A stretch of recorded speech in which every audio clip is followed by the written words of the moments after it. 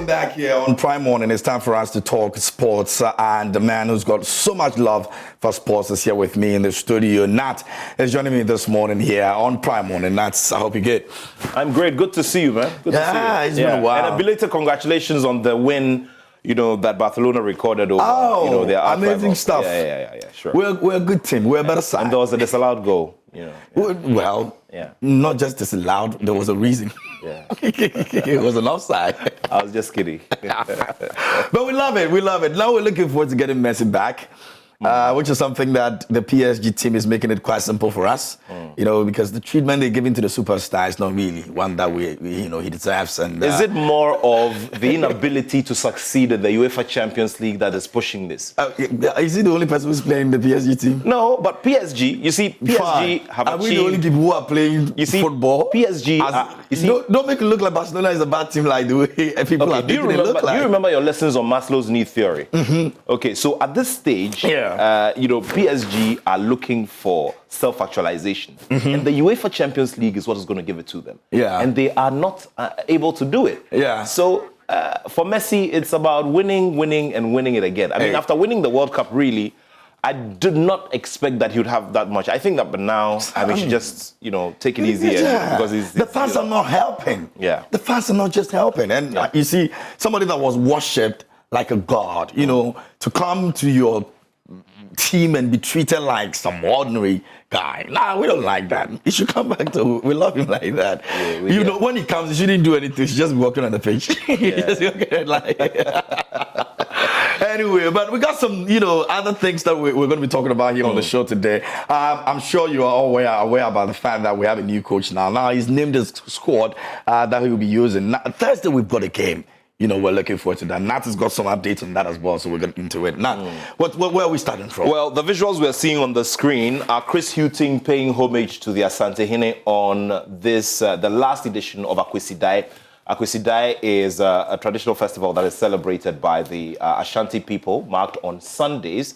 And these are images from there. I would have loved to see Chris Hughton in a very I was just about asking that. In a lovely we did the same thing for we'll do that. We'll do that later on. Yeah, we'll do that. We should. Yeah, but it's a good thing to see him touching base. And yesterday, one of the key things that happened, which I was happy about in terms of his pronouncements, the fact that he's been immersed in the culture of the Black Stars, immersed in the everyday doings and the everyday happenings of the Black Stars, because of the opportunity of playing that role of technical coordinator for the Black Stars team. So for me, that should be a good enough foundation. Yeah. So talk about Kumasi.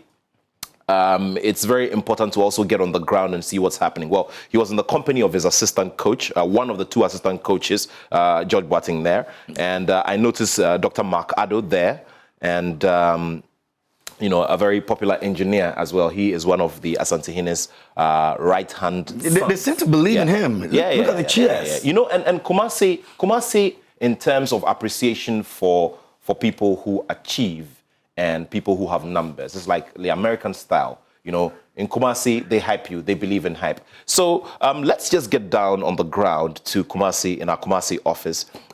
Bismarck Owusu-Bempah, also known as Ayala, who's the head of Insura Sports, has joined us. He'll be giving us some updates. That was the venue for the news conference that we all joined and we're all hearing from. So let's take initial comments from Bismarck. Bismarck, good to have you here.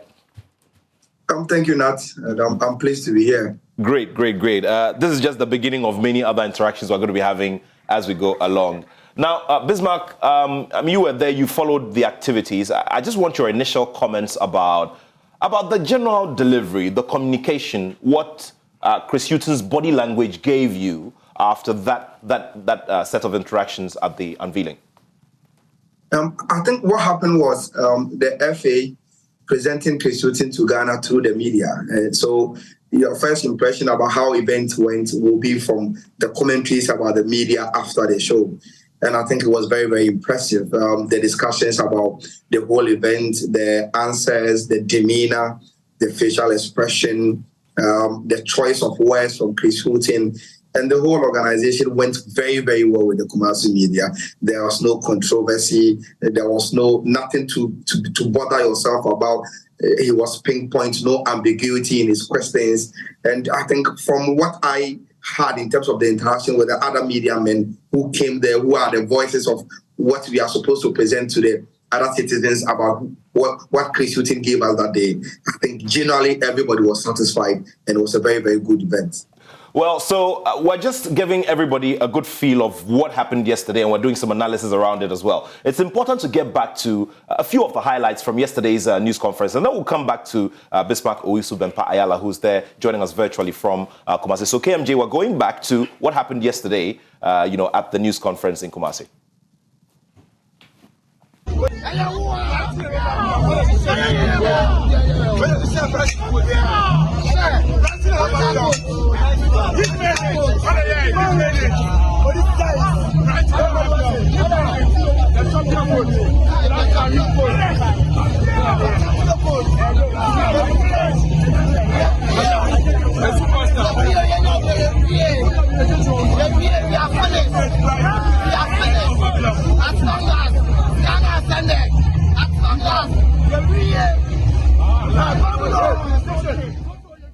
All right, so we're going to get back to the news conference, though. But the important thing here, once again, is the fans and the way they appreciate things. And that's something we're going to come to. Yeah. You remember that, Kevin Prince-Boateng had his Kumasi debut. He wasn't so impressive on that day. Yeah. But when it comes to the cheers, anytime he got the ball, I mean, it was just amazing. Yeah. And that's probably one of the reasons why the FA, at a certain point in their history, decided that Kumasi was going to be most of the games, hub of our national team games. Also, you referred to the likes of Jordan Ayew, who on his debut would just get a pass. He touches the ball and the whole stadium just goes, And at this stage of the Black Stars and their in their journey, at this stage of the journey, it's very important that you have that kind of massive support. Remember that the Ghana FA is on a mission to bring back the love. It's hit a bit of a snag because of general performance. Another major issue in our football. Very well, very well. So I believe that this kind of positive vibe is something that will go well. And you see, the selection of Kumasi as a place to unveil the coach also goes to tell a lot. I mean, it communicates something to the fans. And that's the next thing I would want, Bismarck to tell us. Ayala, the news conference being executed in Kumasi as well. Tell me about the talkability amongst the football fans immediately after this was done, around the fact that this thing was done in Kumasi and all of that. You tell me about it. I think for me, it was a smart move from the FA because, look, you take Blasters matches to Kumasi. You do a lot of the Blasters business in Kumasi. It only makes sense that you unveil the Blasters coach in Kumasi. That is to say, look, this is maximum respect to you people. You hold the team down over the years, and we want to establish that kind of relationship and synergy with you people. We were not going to do things in Accra and just come and dump the results in Kumasi. We want you to feel part of whatever goes on with the Blasters. And to be honest with you, if you pick up information from the grounds in Kumasi, they are very, very pleased that this very, very important part of the process of the Blasters was done in Kumasi for the Kumasi people to appreciate what really we are up to with Chris Hughton and his journey. We must remember, look, to love the Blasters, you must have some kind of relationship with the head coach and the technical team. And what Chris Hughton gave us yesterday is to establish that kind of relationship already with the Kumasi people. And it was very, very strategic from the FA. And I think it will be very, very appreciated throughout the journey of Chris Hughton in his life as the Blasters coach. All right, let's also talk about key, statements made by the coach. Now, KMJ, you and I were discussing earlier the bit about, the reference to the past. Some of the journalists were asking him about the past and how, selection was done and all of that. And I liked his response. He says that, look, I am the head coach. Whatever happened in the past is in the past. Right now, I'm the head coach. Clearly, he wants to move away from the practice of doing the blame game. I don't know what you think about that. I think it's a good start because, you see, when you have a record of coaches that have been criticized, firmly by fans and industry or football fans alike, in terms of selection.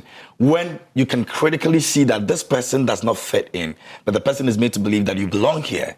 And this is not the first time we're having a conversation around this. You understand? Over the period, we've been all wanting a coach that will stand on his grounds and say, you know what, A, B, C, D is playing because of this and that and that. and the person merits it. Great. You know, so we've gotten to that point where we need that person who would say, it might not necessarily be the person should use a certain force to make you look like, oh, you're doing your job. But in principle, let us understand that you are the man for the job, and whatever decision you're taking that decision because you believe that person deserves to be there. Well, so in a few moments as well, we'll be getting to that video I was talking about from yesterday. But the next thing I'll be asking you, Bismarck, is how much you, as a journalist, trust in the ability of Chris Hughton to be his own man going forward based on what you've seen so far. But before that, let's take a listen to him on some key areas that he touched on at the news conference. I think what you do is that you always have to judge what you think and what you perceive as success and failure nearer to the time. And you also have to remember that what is deemed success and failure is different to different people. My responsibilities are, and what we have to remember is that I have the responsibilities to if I look at the present squad that we have, remember, we went into a World Cup campaign with the youngest squad in the World Cup. So my balances are on bringing these young players through, and also making sure that the experienced players that we have in the squad can be a good combination. So it's always going to be a mix of what is the most important thing, and the most important thing is always here and now. We have two games this week, and this is what the most important thing is. But I also have to have an eye on development, and I think I would be judged on a way a team play, what I've made from the players that we have, whether I've managed to get the best out of the players that we have, and have a support, and this is the most important thing, that have a support that enjoys seeing their team play. Now, what is judged as success and failure will be perceived in different ways. Ultimately, at this moment, it's about winning 2 games this week. It's about qualification to get to AFCON, and it's doing. All right, so you heard from the man, and one of the key things that struck me was he knows that he will be judged by the way the team will play based on the material he has available and the kinds of results that will be recorded. You know, and KMJ, that's why I want Ayala to tell us about how much confidence he has in Chris Hughton to be his own man in selecting the players. Ayala, what's your take on that when it comes to Chris Hughton? Nat, for me, it's about 3 things. If you want to really gauge whether to trust someone to be his own man, there are 3 things. The issues of interference and what have you have always been a perception starter. It's in our minds, because sometimes we don't really have concrete evidence of interference from any other sectors, but we believe that it is there. And sometimes the players that have been selected to the national team give us reasons for us to deepen the perception about interference. So for me, there are 3 things. The first one is Hughton tickets, and that is his personality.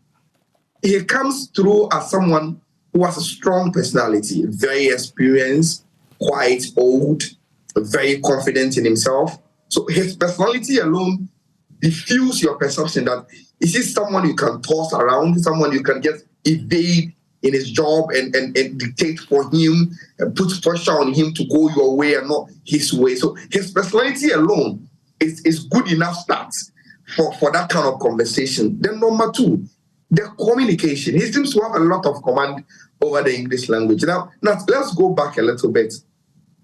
We just dealt with Otuado, who had problems with the English language. He doesn't have real command of it. He speaks more of the German and the other languages. Sure. When it comes to English, Otuado was not so effective on the English language. So you could see that even sometimes when he wants to communicate, he was having few challenges. Milovan was off because for him, he had to speak through an interpreter, so he was off. I'm not saying yes, niche. Yes, I'm not saying Sika Kono isn't very good, but of course, obviously, as a Ghanaian, English is not your first language. So please come along like someone who really understands it and have command over the language. So when he's communicating, he's clearly understood. He clearly chooses his words that will make you understand the right points and the coordinates of what he wants to tell you. And for me, communication is very, very key if you want people to believe you are in command and you know what you are doing. The last thing which it is yet to kick in will be the results. Now, whatever decisions you take, you will get people who will disagree and people who will agree with you. But once your decisions get the results, that nobody concentrates on his disagreement or her disagreement with you. Football is about results. So yes, he takes the personality box, he is taking the communication box. I hope that he will take the results box. Then probably there's the assumption of any coach of the Black Stars not being his own man. Probably Chris will change the narrative for us. Well, let's see how all of it goes. We're still here on Prime Morning, and I'm sharing the company of KMJ and Bismarck Osubempa, known in sports circles as Ayala. He's the head of Inshira Sports, and we're discussing the new Black Stars coach, or the newly unveiled Black Stars coach, and the road ahead. One of the areas of focus for me, KMJ, is the fan, the football fan who spends money to go and sit in the sun, wait for the players to come out, train, go back, and file back on to start pre-match formalities, and then wait for the whistle to go so they play their football. For you, as a fan, take yourself out of this space. What is that key thing you'd be looking forward to when Chris, starts off with his first game? What key thing would you be looking forward, to? I think the major thing will be winning. Okay. I mean, we all know what we go through in this country as a team. I'm talking about the Black Stars to win a game. We've had issues with we been doing one-goal projects over the past years, and it's always every fan's desire to see a team plays well, not just play well, but play well and score goals. Because at the end of the day, that's going to take you past your opponent. If you're not scoring, you're not doing anything. So for me, I want to see a winning team. A team that will go and say, you know what, we have come to play, and not just play, but we have come to win. And not just one goal project, but we're winning 2 goals, 3 goals, 5 goals if we want. Because elsewhere, teams are scoring 7 goals. We're not far from that.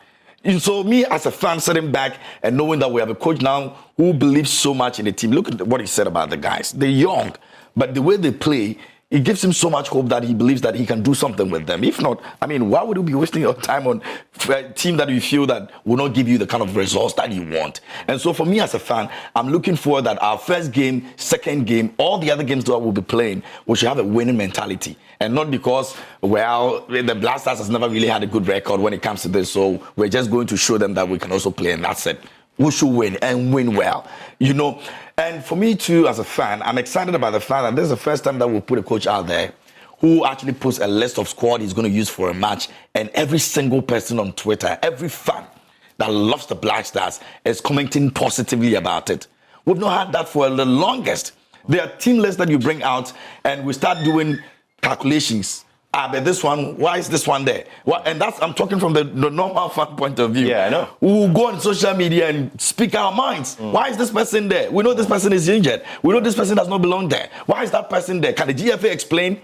But this time, a coach put out a team, a squad, and everybody seemed to be very excited about the coach's decision. That's improvement. That's the way to go. If everybody believes in the team, it is not difficult for everybody to support the team. When people don't believe in a team you're using to play whatever game, that's when they start making it look like we're not going to win in the first place. So we need the winning mentality. And again, we need the coach to be consistent.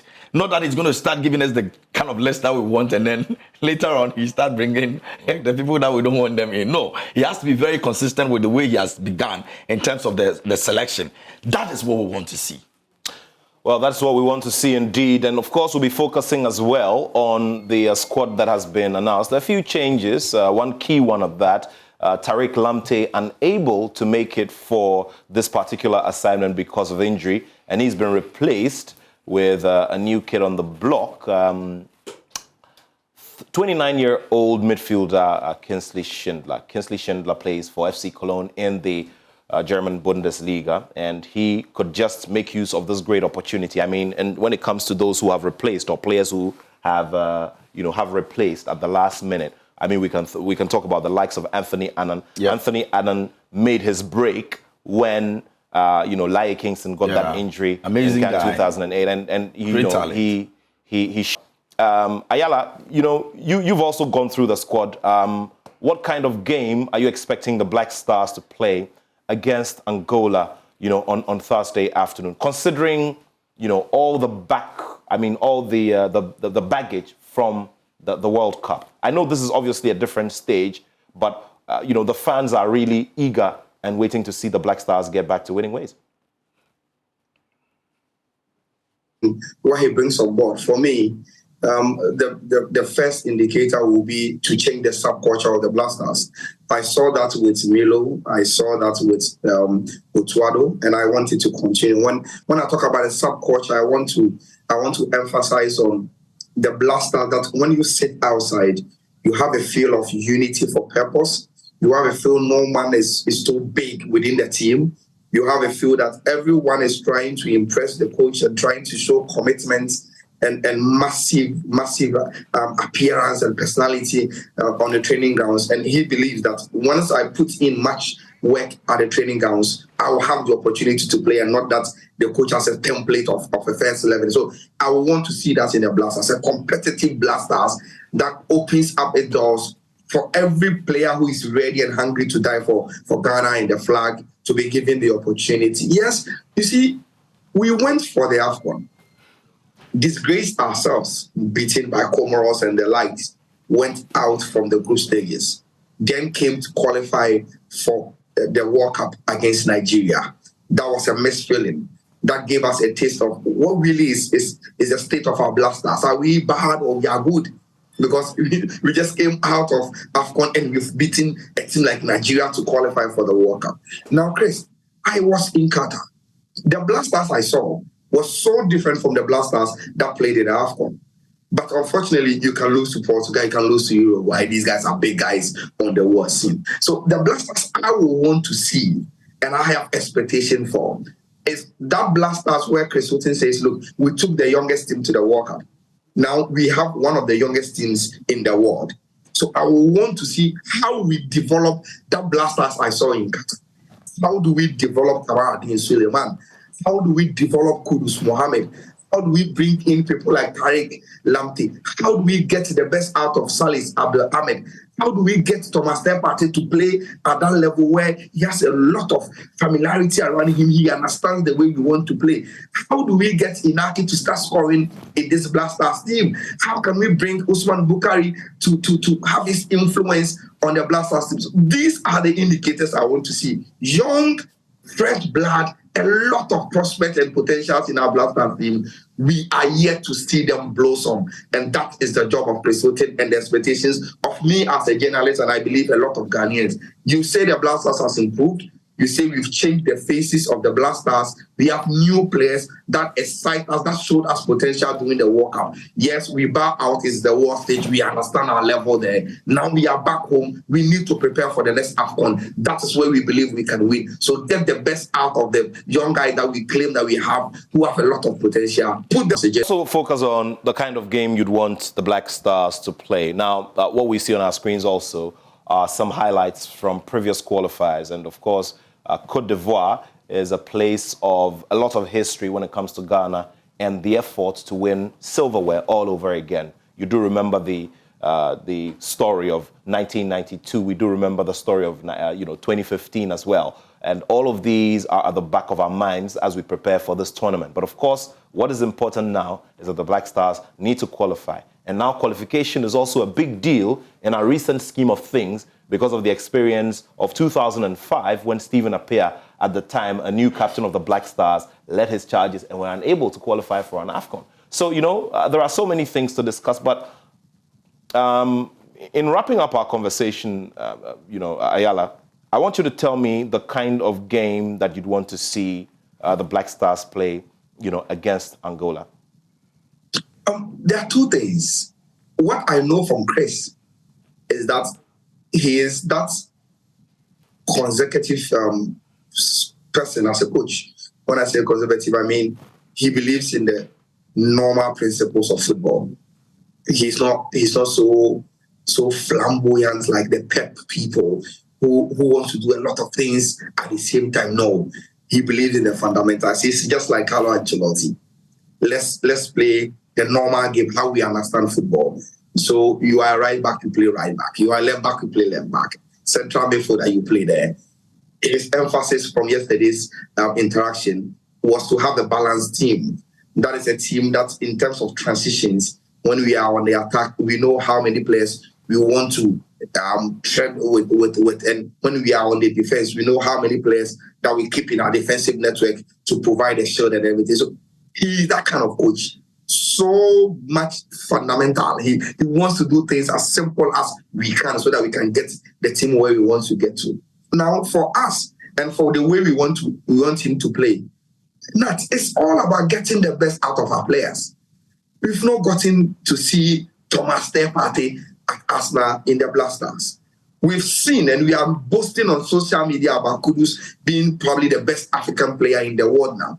How does that translate into his performance in the Blasters? We've seen Kamara Adin Suleiman move from the French League to play for Southampton. It is because of his quality. And since he moved, he has always been playing. How do we get the best out of the young guy? Because we've never gotten the best out of him in the case of the Blasters. We want to have a perfect partner for Thomas Partey, and we seem to have gotten one in Salis Abdul-Samad at the World Cup. How do we develop that partnership for it to blossom in a way that we always want to see them in terms of the standard of ACN, Stephen Appiah, Anthony Annan, and the like, Sule Muntari, and the rest. In terms of our defense, we saw a new partnership between Daniel Amate and Salisu. Are we going to grow that, or we are going to bring in Jiku and a different combination under Chris Hughton? So these are the things. We just want to see a Blasters that brings the best out of our players, and that is the playing style that we want to see. We want to see our players giving us the best in terms of their potential, and that is the work that Chris Hughton must do for all of us. Very well, very well. So we will be bringing our viewers a lot in terms of the, the updates on the Black Stars as they get ready for that major assignment on Thursday at the Barbara Stadium. And I know we're coming in our Black Stars jerseys. Yes. Yeah, you've got the new one. You've got the new one. No, we're gonna get that. Let's get some retros. Let's get some, some retros. Do you remember that one that has the splash paint? The splash paint from the Bochum disaster. Yeah. Where were you during the Bochum disaster? Not. I was far away. You were down flat. You were down flat. Okay. Talk about down flat. My man and your man, Kevin Boy, is hitting the screens a little bit. You know one of my favorites. Don't ask me why it's my favorite. If you say it, I'm going to ask you why. Mianope. Mianope. How do you? We're in Ghana month. How do you translate Mianope? In which language you want me to? In which language? Fafra. Charlie, this boy, we get problem.